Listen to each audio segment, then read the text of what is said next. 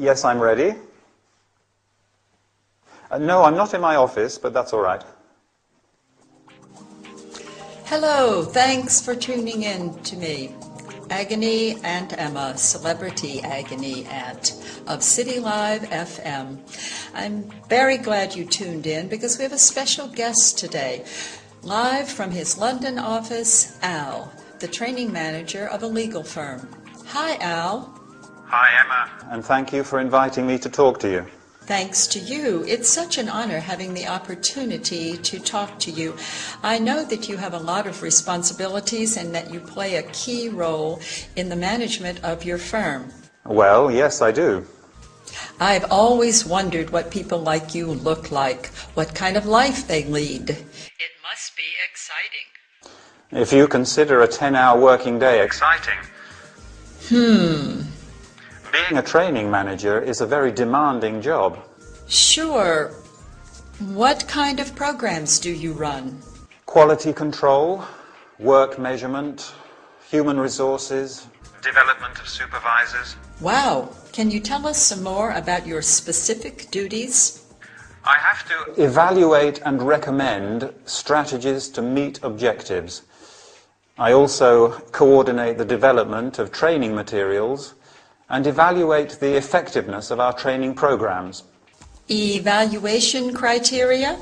Yes. They have to be specific, measurable, obtainable, and timely. What about measuring your outcomes? Right. I also have to set the company's goals and measure training outcomes in order to achieve long-term success. Well, Al, thank you very much. It's been nice talking to you. Bye-bye. Thank you. Bye.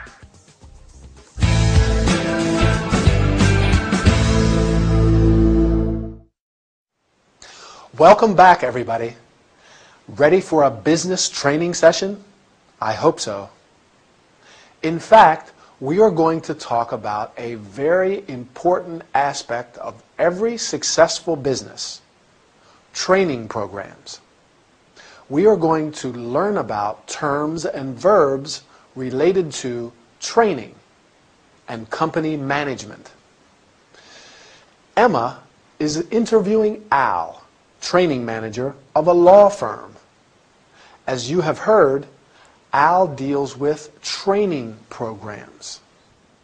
Training is the process of preparing staff for the skills needed for a particular job. The first question Emma asks is, what kind of programs do you run? A program is a series of steps to carry out or objectives to achieve. You can run, carry out, and offer a program. The programs are, do you remember? Quality control, work measurement, human resources, and development of supervisors. Then Emma asks, can you tell us some more about your specific duties? A duty is something that you have to do because it's part of your job. Al answers that he evaluates and recommends strategies to meet objectives. An objective, or aim, is something that you plan to do or achieve. You can meet or achieve an objective. Al has also to coordinate the development of training materials and evaluate the effectiveness of training programs. You can say training materials, training programs, or training courses. Training can be intensive, high quality, individual, etc. Can you remember what evaluation criteria are? Let me help you. They have to be specific, measurable, obtainable, and timely. In other words, They have to be precise, easy to measure and obtain, and they have to happen at the right time. Finally, Al says, I have to set the company's goals and measure training outcomes in order to achieve long-term success. A goal is an aim or purpose. An outcome is a result or effect of an action. You can set, have, and establish a goal and achieve, have, and enjoy success.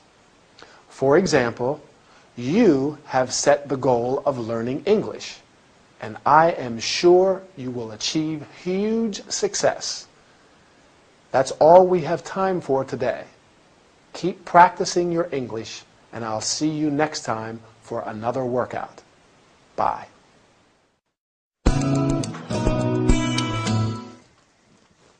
Is that everything? Yes. Good. Oh, and remember to make sure that Miss Bree's boyfriend... Diggs. Yes, Mr. Diggs. Make sure you let him know that he won't be admitted to this press conference. I'll call O'Connor straight away. Wait a minute, Linda. Let's go through it all one last time. I want to be 100% sure we haven't forgotten anything important. But we've just been through it twice. I'm 200% sure we didn't forget anything. Well, I'm not. So bear with me one more time and I'll let you get on with your work. Fine. Okay. So, O'Connor and Miss Bree know about our meeting? Yes. Okay, what time are they arriving? At 9:30. We're holding the press conference as soon as we finish the meeting. Do they know about that? Yes, they do. We have to be ready to start the conference by 11:30 at the latest. Yes, I know. Is Miss Bree's mother coming this time? Would you like me to call O'Connor and ask him? No, that won't be necessary. What about our client? Will his son be present? I don't know. I didn't send him an invitation. Please, Linda, I have to know who will be there. I'll find out. Is everything arranged for the buffet after the conference? Yes. I booked the catering company 2 weeks ago. I called them yesterday and confirmed everything. Okay, what time are they arriving? At around 10. What else? That's it. Are we forgetting anything? No, we've double-checked, even triple-checked everything.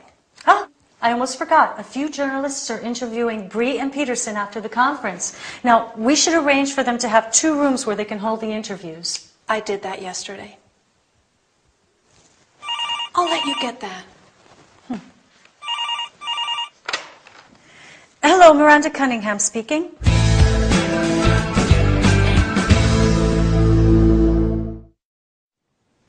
Hi, everybody.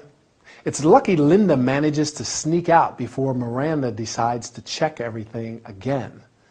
Linda is sure that everything is arranged for the meeting and the press conference next week. But Miranda wants to go through it all one last time. We're going to look at the different ways they confirm various arrangements. You probably noticed the use of will when Linda makes a quick decision to do something. I'll call O'Connor straight away. I'll find out.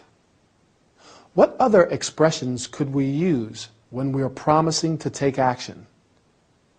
I'll take care of it, or I'll let him know.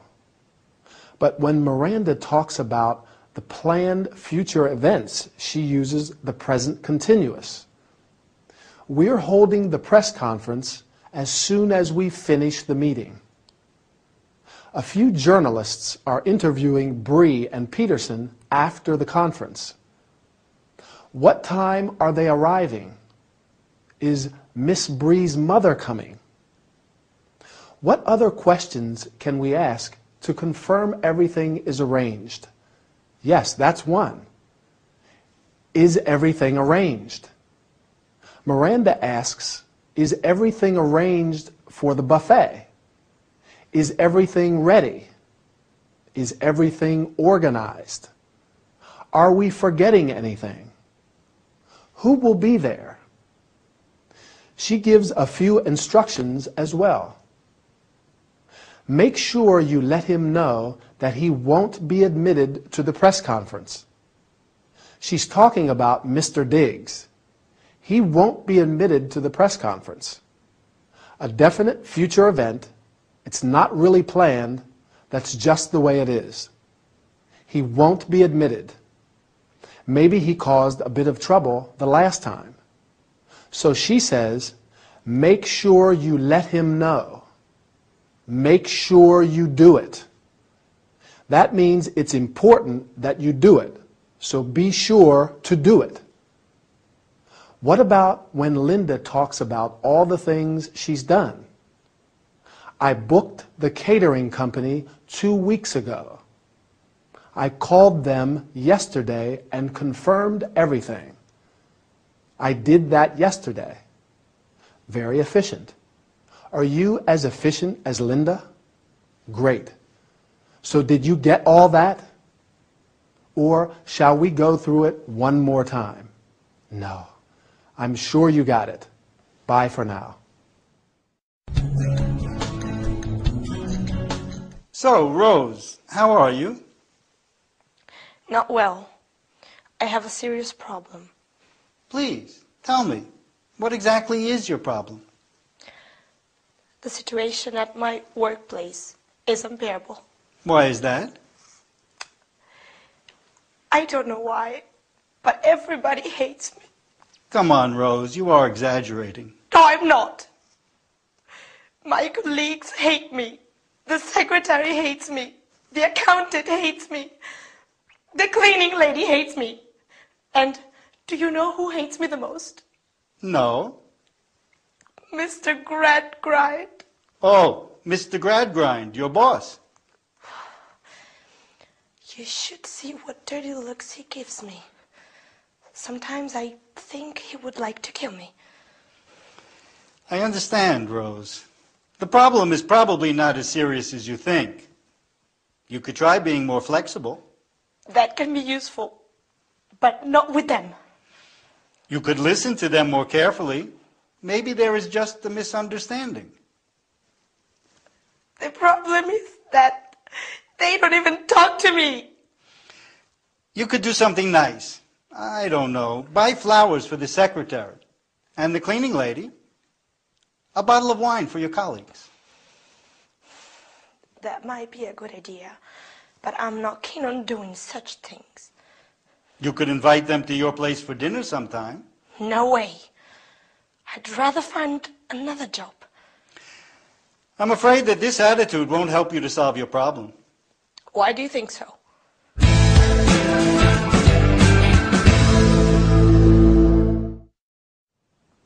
Hi and welcome. Do any of you have problems with colleagues? Well, I think that's quite a common problem, right? During this workout, we are going to talk about it. Today, we are going to learn about expressing reservations and rejecting suggestions.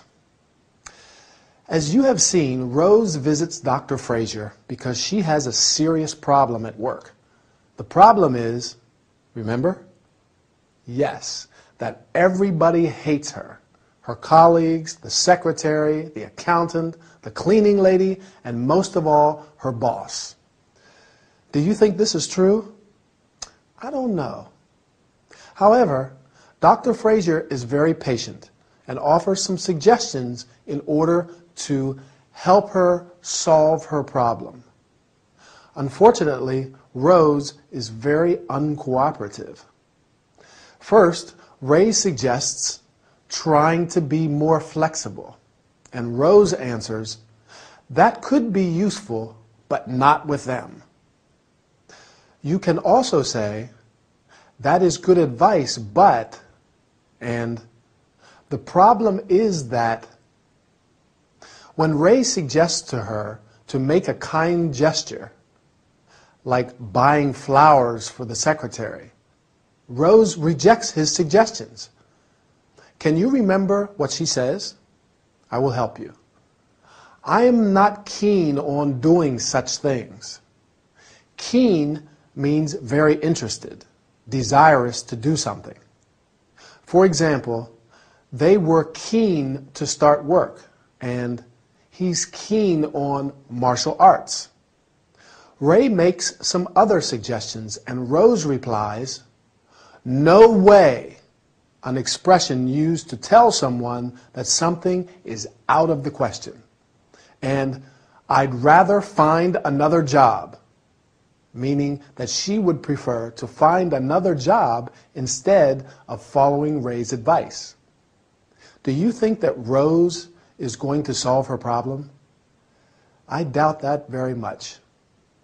That's all for this session. See you next time for another workout. Bye. Well, you've told me about your immediate family. Today I'd like you to tell me about the rest of your family. Grandparents, aunts, uncles, cousins. Do you want to know about my brothers and sisters? No, you're an only child, John. Just checking your memory. Right. Well, what can you tell me about your family? Well, let's see now. My family. We have a tradition of hairdressers in my family. My grandfather, on my mother's side of the family, was a hairdresser. My uncle Len, my mother's brother, is a hairdresser. I'm a hairdresser. Oh, and my father's cousin, Wendy, is a hairdresser. What a lot of hairdressers. Yep. All hairdressers. Do you get on with your uncle? Yes. We get on like a house on fire. He's like the older brother I never had. And what can you tell me about your grandfather? Oh, he died a few years ago. He was very affectionate and loyal to his family. You know, he met my grandmother when they were teenagers. And they were inseparable from that day on. She was his lifelong companion. Nice that. Yes. It's hard to find a well-matched couple nowadays. And what about your stepfather? My stepfather? Your mother's husband. Oh, I don't think of him as a stepfather.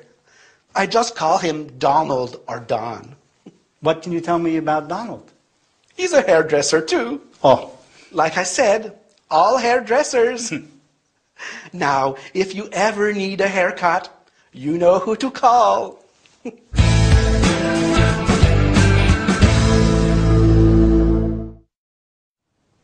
Hi there. I lost count of how many hairdressers there are in Mr. Little's family. His grandfather, his uncle, his father's cousin, and his stepfather, and of course him. Well, I think this is the perfect opportunity to talk about family. This time we're going to look at all the family members outside the immediate nucleus. So let's say that the immediate family members are the parents, mother and father, and brother and sister. Now the extended family. Let's go in chronological order. We'll start with the older family members first. The grandparents, your mother and father's parents. Your grandfather and grandmother. Going down one generation to your parents' brothers and sisters, your mother or father's brother is your uncle, and your mother or father's sister is your aunt. Do you have any aunts or uncles? I have 2 aunts on my mother's side, my mother's sisters, and an aunt and an uncle on my father's side, and I have a lot of cousins. My cousins are my aunts and uncles' children. I have 5 cousins. I also have 3 nephews and 1 niece. They are my brothers and sisters' children. Mr. Little doesn't have any brothers or sisters, so he doesn't have any nephews or nieces. Do you? I like being an uncle.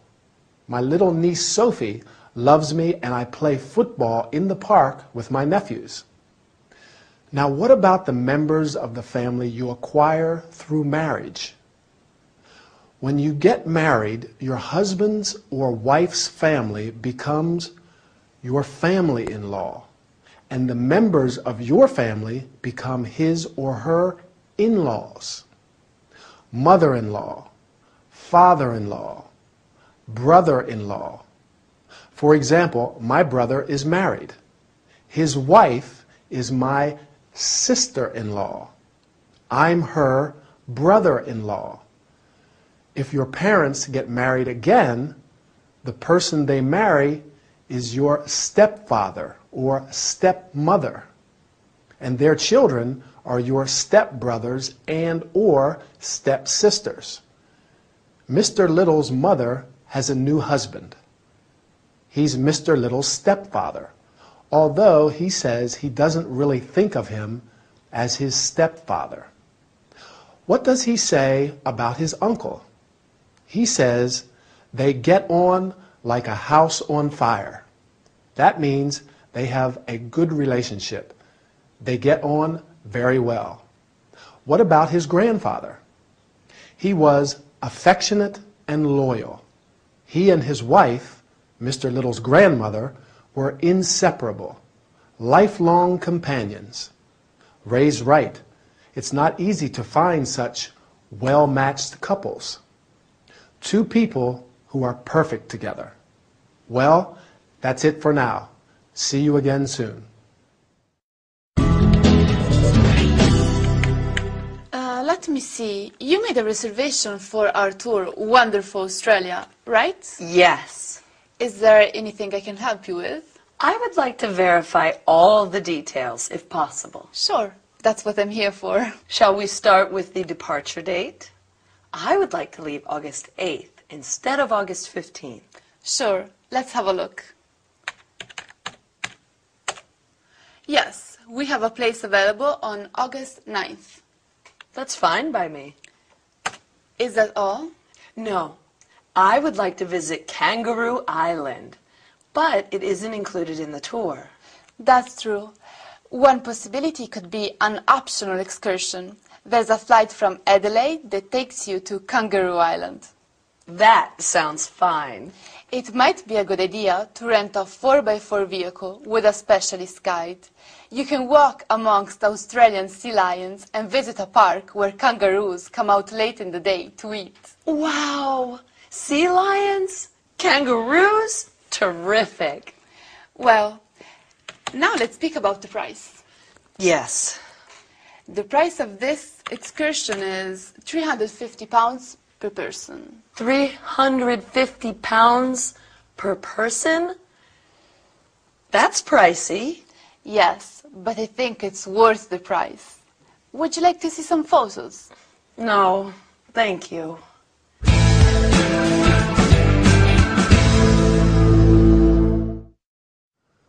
Hi, I am really glad to see you today.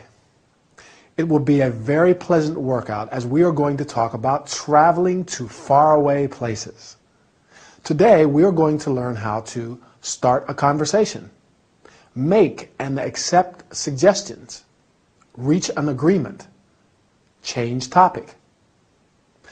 Emily has made a reservation for a tour of Australia, but wants to discuss some aspects before departure. She says, I would like to verify all the details.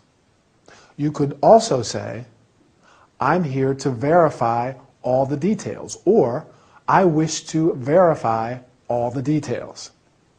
Then she says, shall we start with the departure date? You can also say, let's start with the departure date, or I'd like to discuss the departure date. The travel agent tries to reach an agreement.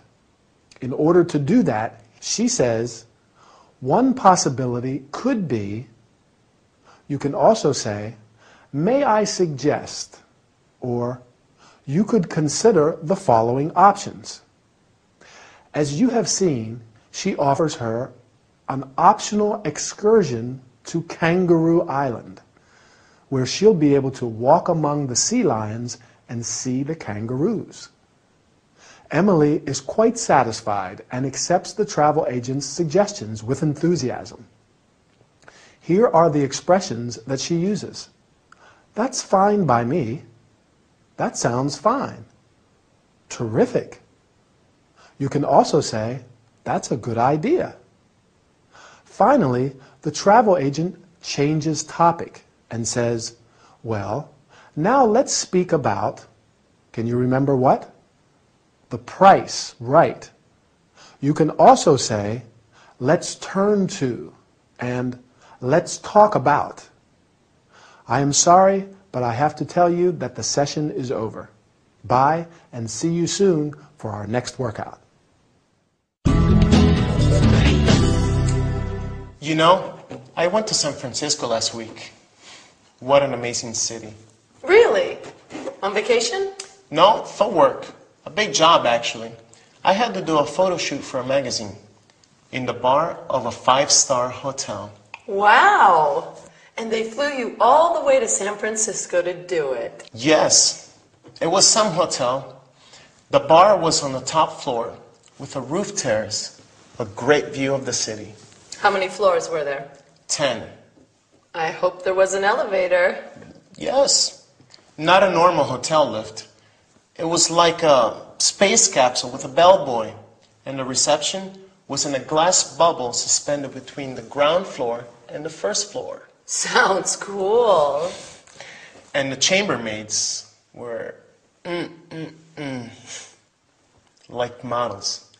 All beautiful girls wearing white catsuits. Wow. I'm sure. Not as beautiful as you, of course. Of course. What is a beautiful, talented girl like you doing in a place like this? What? Would you like to come to Rome with me next week? To Rome? Yes. I'm going to the opening of a Caravaggio exhibition. Why don't you come with me? I could reserve a room for you in the same hotel as me. It's more like a bed and breakfast, guest house really. But there is room service, a buffet breakfast, and we can eat out in the evening. I know some great restaurants. Hold it. Why should I go to Rome with you?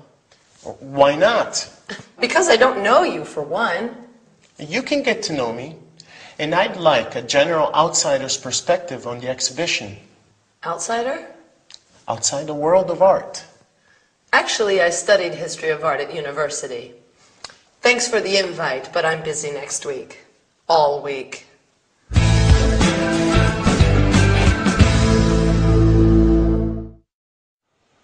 Hello again and welcome back. I don't think Archie got the reaction he expected from Emily. She was a little offended by his invitation, or invite, as she calls it. But let's get started with our training session. How does he invite her? Remember? Would you like to come to Rome with me next week? Why don't you come with me?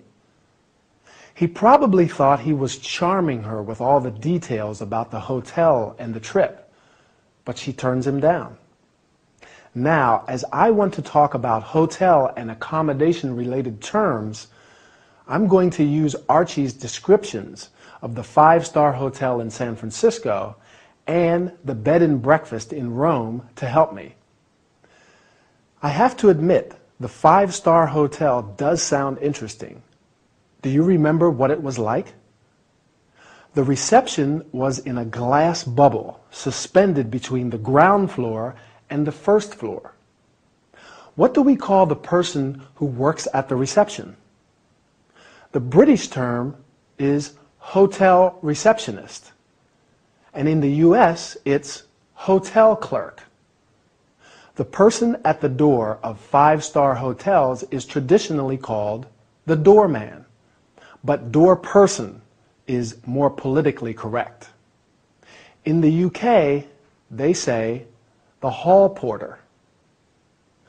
Going back to the hotel in San Francisco, the lift or elevator was like a space capsule with a bellboy. The bellboy is the person who carries the guest's luggage and takes them up in the lift. Oh yes, lift is the British term, by the way, and elevator is the American term. Who else does Archie talk about? The chambermaids, apparently all very beautiful girls. A chambermaid cleans and takes care of the bedrooms in a hotel. Usually, in 5-star hotels, there's also room service and laundry service.